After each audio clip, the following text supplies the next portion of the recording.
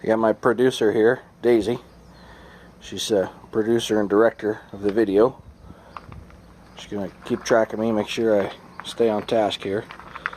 I put the big Collins to work the other day. I found a downed Doug fir tree, and I did 3 specific tasks. I went up and down the tree and I limbed a big portion of the tree, and then I also bucked the top out of the tree, and I also found a knot in the trunk of the tree that I wanted to see how well this thing would hold up to knot wood. So I chopped a bunch of knot out of that tree as well. So overall, I really think the axe performed well. I really enjoyed the shorter handle. I'm glad I went with a 32-inch handle, and I really like the control I have with that straight handle. In those 3 tasks, I did not have any trouble with the edge. It doesn't really feel like it dulled much at all. Could use a quick touch up. A couple things though. One thing is that the shoulders right in here were deflecting a little bit. I could feel I was hitting stuff sometimes in the chop. I was feeling the handle kind of turn and twist the axe as I chopped, and so I drew with a pencil here kind of the point that is created by that octagonal shape of the handle. I'm going to just take that whole point off. I'm going to take and I'm just going to remove a bunch of material like this.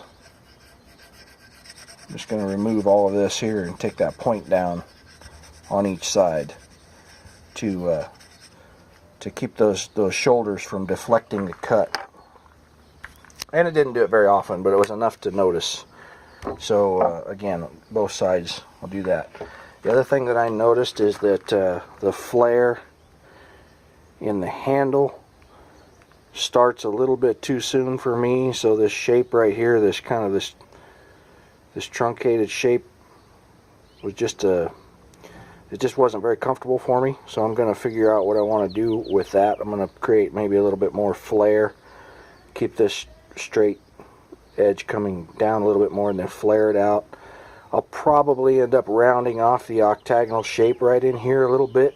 I don't know yet. I just know that this was a little bit fat, like right in here. It was a little bit fat for my 2 bottom fingers in here, right here. So I'm going to thin that out just a little bit more. Other than that, it performed really well.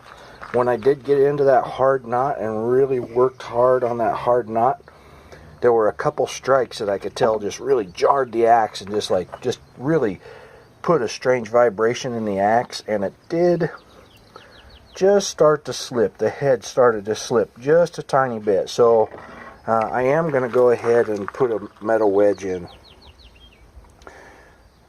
There's 2 camps. There's 2 schools of thought. Some people say go ahead and put the metal wedge in. That's what they're made for. Other people say no, stick with tradition and don't use a metal wedge. If you hang an axe right, you don't need one.